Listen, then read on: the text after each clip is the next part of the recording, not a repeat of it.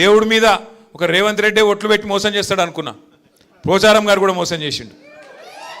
రేవంత్ రెడ్డి గారి గురించి మనకు తెలియాల్సి, మీకు తెలుసు ఆయన ఒక చిచోరాగాడు, ముఖ్యమంత్రి కాదు, మన్ను కాదు, ఒక చిచోరా. ఏం మాట్లాడతాడో తెలియదు, ఎప్పుడేం ముడతాడో తెలియదు, ఎక్కడేం మాట్లాడాలో తెలియదు. ఒక చిచోరాగాడు మన కర్మ బాగలకి అలా ఈ రాష్ట్రానికి ముఖ్యమంత్రి అయిండు. ఢిల్లీకి మూటలు పంపుతాడు, నెలకు ఒకసారి పోతాడు, రెన్యువల్ టప్పా వేయించుకుంటాడు, వస్తాడు. ఆయనకి ఇంకేం ఎరకలేదు కదా, ఒకటే ఎరక, పైసలు దోసుకోవాలి, ఇక్కడ తీసుకొని మూటలు కట్టాలి, మరి తీసుకుపోయి ఢిల్లీలో రాహుల్ గాంధీకి పెట్టాలి, దండం పెట్టాలి, టప్ప కొట్టించుకోవాలి, మళ్ళీ రావాలి. ఏం చేసిండు 2.5 ఏళ్ళల్లో? ఒక 4 పనులు చెప్తాడా? చెప్పే ముఖం ఉందా? రెండే వచ్చి ఆయనకు తిట్లు ఒట్లు. తెల్లారలేస్తే మైక్ ఇస్తే కేసీఆర్ని తిడతాడు, లేదంటే దేవుని మీద ఒట్టంటాడు. మొన్న సిగ్గు లేకుండా చెప్తుండు, భద్రాచలం రాముడి మీద ఆననట. ఇదివరకు పెట్టిన ఓట్లు సరిపోలేదా? ఇదివరకు పెట్టిన ఓట్లు దేవుళ్ళ మీద పెట్టలే. అప్పుడు రుణమాఫీ చేస్తా, 2 లక్షలు రుణం మాఫీ చేస్తా అని చెప్పి ఆడ దేవుడు ఏ ఊరికోతే ఆ ఊరి మీద దేవుని మీద ఒట్టు పెట్టిండు. భద్రాచలం పోతే రాముని మీద ఒట్టు, యాదగిరిగుట్ట పోతే లక్ష్మీనరసింహస్వామి మీద ఒట్టు, అటు అటు మన ఆలంపూర్ పోతే జోగులాంబ మీద ఒట్టు. ఇప్పుడు దేవుళ్ళందరూ తలకాయ పట్టుకున్నారట, వీడెక్కడ దొరికిండ్రా మాకు మాయమడబడ్డాడు. అంటే మాటలు కోటలు దాటుతున్నాయి కానీ పనులు మాత్రం చేతులు దాటుతలేవు. ఇవాళ కోట చేతులు కూడా దాటుతలేవు, కడప దాటుతలేవు. అంటే వాస్తవం ఏంది అంటే ఈ 2.5 ఏళ్లలో ఏం జరిగింది అంటే, వాస్తవం కేసీఆర్ గారి ప్రభుత్వంలో రైతుకు కడుపుల చల్లగదలకుండా అన్నీ మీరు ఎక్కడున్నోళ్ళకి అక్కడికే వచ్చేది. యూరియా అది ఇది కాదు, ఒక యూరియా మాట్లాడుకుందాం పట్టు.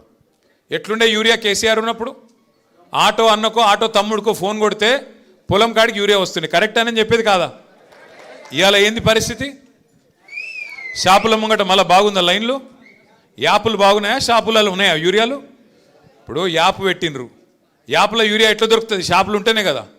షాపులనే లేకపోయా, షాపులు ఎక్కడ లైన్లు కనబడతాయేమో అని చెప్పి యాప్ అని డ్రామా. లేదాడ యూరియా లేదు, యూరియా తెచ్చే తెలివి లేదు, రైతు బంద్ చేసే ముఖం లేదు. కరెంట్ చక్కగా వస్తుందా? ఎన్నిసార్లు కట్ అవుతుంది రోజుకు? మళ్ళీ మోటార్లు కాలడు షురు అయిందా? అయిందా లేదా? మోటార్లు కాలుతున్నాయా? ఆఖరికి ధాన్యం అమ్ముకుందామంటే సంచులు దొరుకుతున్నాయా? సుతిలన్నీ ఇస్తుండ వాడు, కనీసం సంచులన్నీ ఢిల్లీకి పంపుతుండదు. మనకి ఎరికే బిజీగా ఉన్నాడు, ఢిల్లీకి పంపుట్ల సంచులు దొరకాయిడ, సుతులు కూడా ఇస్తలేడు కనీసం.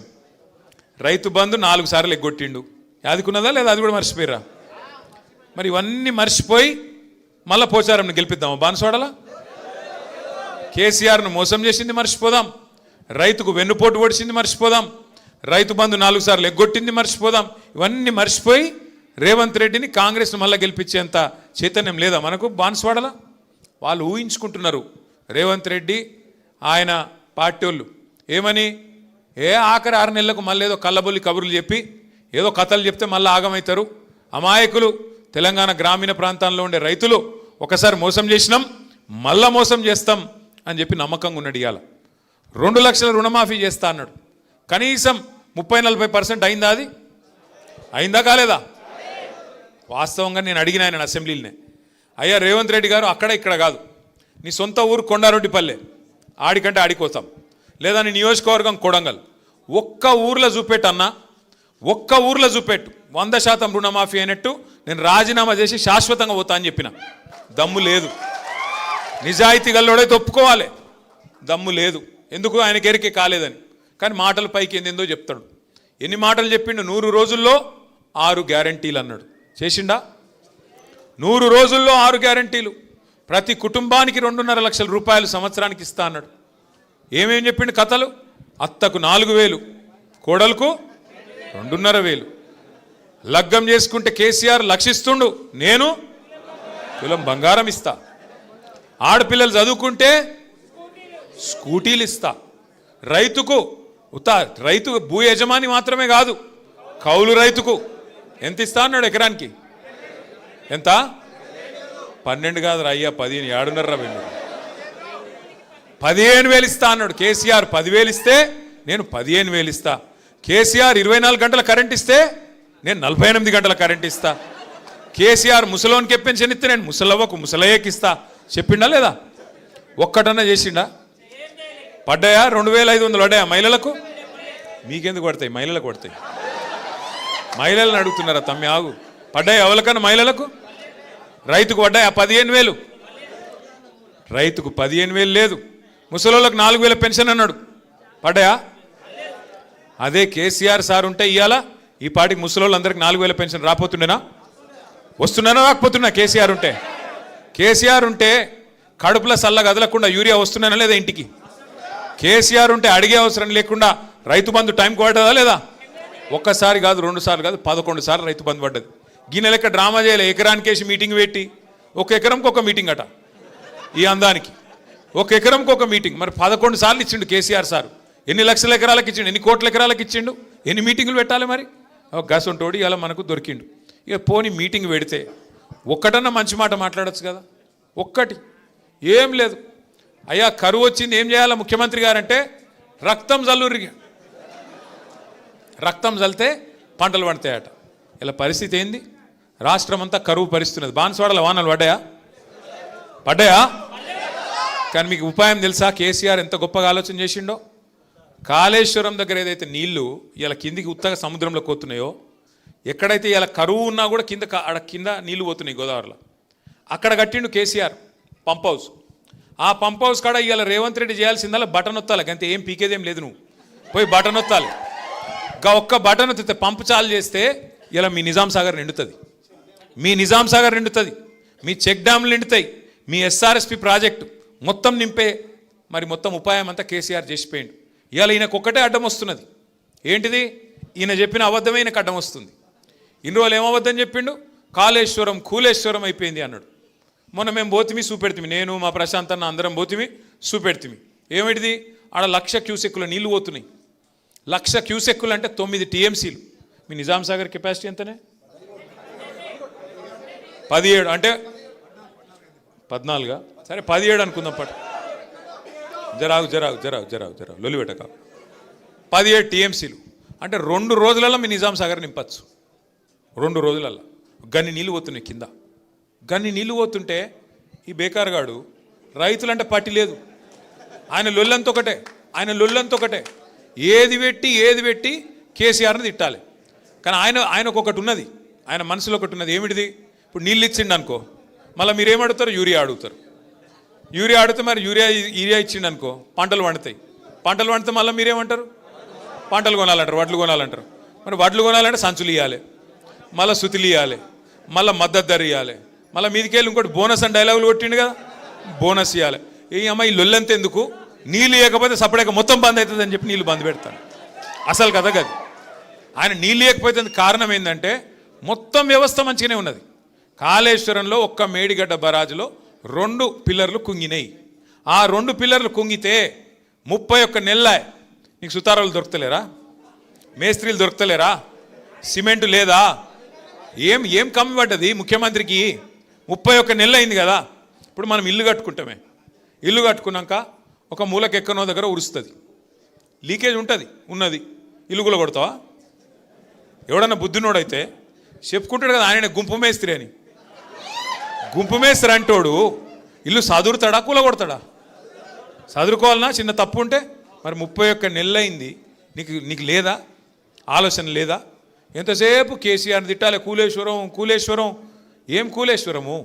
ఆ కాళేశ్వరంలో 100 భాగాలు ఉంటే ఒక్క భాగం మేడిగడ్డ, ఒక్క ఇస్సా మేడిగడ్డ. 100 ఉన్నాయి అందులో. మేడిగడ్డ సొంటి 3 ఉన్నాయి బారేజులు, 15 రిజర్వాయర్లు ఉన్నాయి, 19 పంప్ హౌజ్లు ఉన్నాయి, 21 స్టేషన్లు ఉన్నాయి, సబ్ స్టేషన్లు, 1000 కిలోమీటర్ల గ్రావిటీ కాలువలు ఉన్నాయి, 100 కిలోమీటర్ల సొరంగ మార్గాలు ఉన్నాయి. అవన్నీ చక్కగానే ఉన్నాయి కదా.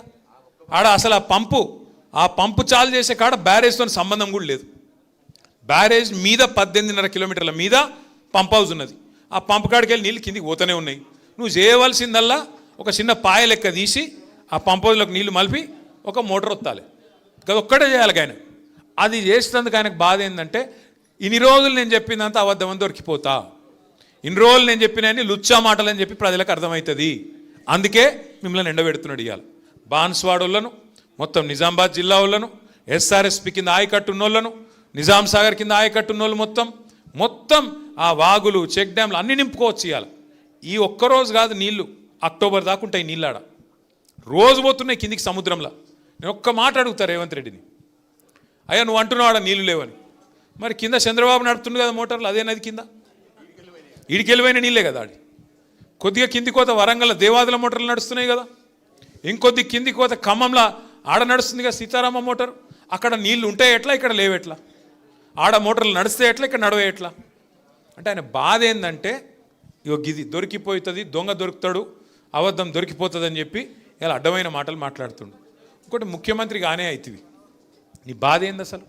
ఓదిక్కేమో మొత్తం రిజర్వాయర్లన్నీ డెడ్ స్టోరేజ్కి పోయినాయి, ప్రభుత్వం ఏమో కోల్డ్ స్టోరేజ్లు ఉన్నది.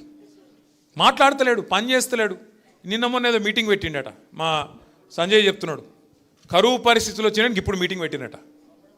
కరువు రానే వచ్చే రైతులు బాధ వడనే పడుతుంది. ఇన్ని రోజులకు మేల్కొన్నావు. ఎప్పుడు చెప్పారు శాస్త్రవేత్తలు? 6 నెలల కిందే చెప్పారు ఎల్ నీనో వస్తుంది అని 6 నెలలకేం చెప్తున్నారు. 6 నెలలకు దొంగలు పడ్డాక 6 నెలలకు కుక్కలు మురిగినట్టు ఇప్పుడు మీటింగ్ పెడతాడు. ఏం చేస్తావు మీటింగ్ పెట్టి? ఇప్పుడు ఎవడు బతికిండు ఎవడు తెచ్చిండు చూస్తావా? ఏం చేస్తావు అంటే ఒక ఆలోచన లేదు, ప్రణాళిక లేదు, పద్ధతి లేదు, పాడు లేదు, బూతులు తప్ప ఏ మాత్రం అవగాహన లేని ఒక సన్నాసి ఇలా మనకు ముఖ్యమంత్రిగా ఉండడం అనేది బాధాకరం. ఇలా కేసీఆర్ గారికి కొత్తగా వచ్చే పదవి ఏం లేదు, మళ్ళా గెలిస్తే గదే ముఖ్యమంత్రి పదవి కేసీఆర్కి వస్తుంది. కేసీఆర్ గారికి పదవి గురించి కాదు ఇలా మన ఫికరు. ఇలా మన ఫికర్ ఏంటంటే కష్టపడి తెచ్చుకున్న తెలంగాణ, పోరాటాలతో తెచ్చుకున్న తెలంగాణ. మీ బాన్స్వాడలో కూడా మీరు ఊరు వాడ ఏకం చేసి ఆ రోజు జేఏసీలు కట్టి ఎక్కడోళ్ళు అక్కడ మన టీఆర్ఎస్ వాళ్ళు జెండా ఎగిరేసి బ్రహ్మాండంగా ఆ రోజు కొట్లాడి ఆఖరికి సావుకు తెగించి మన నాయకుడు 11 రోజులు నిరాహార దీక్ష చేసి సావు నోట్లో తలబెట్టి తెచ్చిన తెలంగాణ ఇలా తెరలైతుంది. దాన్ని పాడు చేస్తున్నాడు. గది మన బాధ. గట్లాంటి తెలంగాణని ఇలా బాగా చెడగొడుతుంటే, అట్లాంటి తెలంగాణని ఇలా తెరలు చేస్తుంటే చూడలేక ఉండబట్టలేక మేమందరం పోయినాం కన్నెపల్లి కాడికి. ఆడ నీళ్లు పోతున్నాయి. చూపెట్టిన ముఖ్యమంత్రికి, అయ్యా నీకు అంతగానం కోపం ఉంటే మా మీద కేసులు పెట్టు, ఇంకో 2 ఎక్కువ పెట్టుకో, కానీ రైతులకైతే నిల్లి అన్నాం. ఏమంటాడు? రక్తం పోయిర్రి, రక్తం. మా ప్రశాంత్ రెడ్డి అన్న ఏం చేసిన ఎరికేనా? నీ అమ్మనికి రక్తమే కావాలంటే తీసుకోరబోయిన రక్తం కూడా ఇచ్చిండు. తీసుకుపోయి ఏం చేసిండు? ఆ ఎస్ఆర్ఎస్పీలకు నీళ్లు నింపే ముప్కల్ అని ఒక పంప్ హౌస్ ఉంటుంది. ఆ ముప్కల్ పంప్ హౌస్ దగ్గర వేయండు, రక్తం పట్టుకొని వేయండు. అక్కడ సూపరింటెండెంట్ ఇంజనీర్ ఉన్నాడు. ఇగో మీ ముఖ్యమంత్రి అడుగుతున్నదా రక్తం, ఇగో తీసుకోరాబాయ్ మాకైతే నీళ్ళు అని చెప్పి ఆ సూపరింటెండెంట్ ఇంజనీర్కి ఇచ్చి వచ్చిండు. మరి ఏం చేయాలి? ఇక ఏం చేయాలి?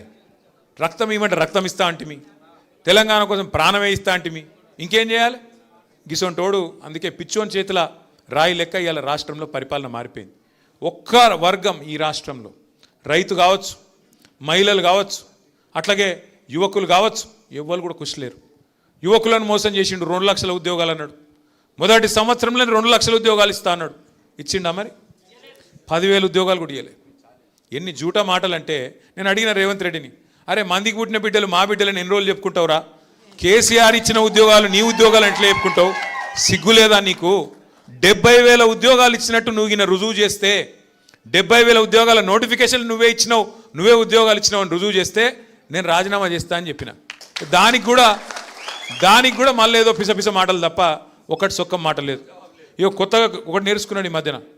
ఏమైనా రేవంత్ రెడ్డి 100 రోజులని అన్ని చేస్తా అంటివి, 3 నెలలనే మొత్తం చేస్తా అంటివి కదా, ఏమైనా అంటే కొత్తగా నేర్చుకున్నాడు ఒక కథ. ఏమంటుండే? ఇప్పుడు ఎక్కడన్నా ప్రపంచంలో ఎంత కండలు తిరిగిన పహల్వానైనా 3 నెలలనే పిల్లలు పుట్టిస్తాడా? మాకు తెలియదారా నాయన 3 నెలల పిల్లలు పుట్టరని?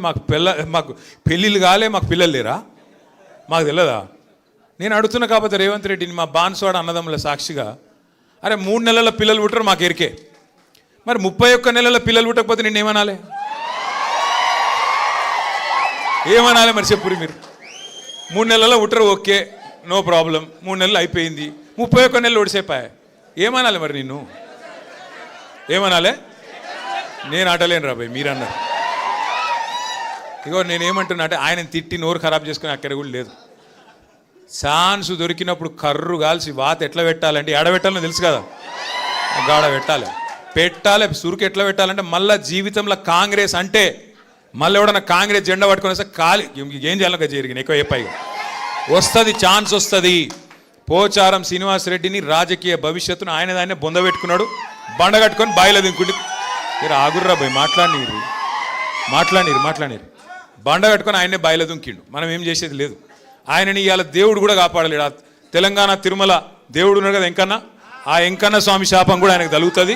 కంపల్సరీ బాన్స్వాడలో గులాబీ జెండా ఎగురుతుంది. మీరందరూ ధైర్యంగా ఉండండి. ఏ కష్టం వచ్చినా ఏ నష్టం వచ్చినా వెంటనే ఉరికొస్తాం.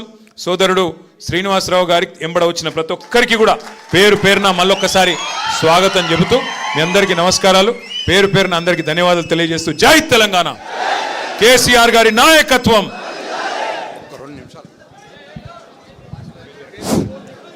ఈరోజు మరి సుమారు 800 మంది శ్రీనివాసరావు గారితో చేస్తున్న సందర్భంలో వారిని సంజు జనరల్ సెక్రటరీ కాంగ్రెస్ నుంచి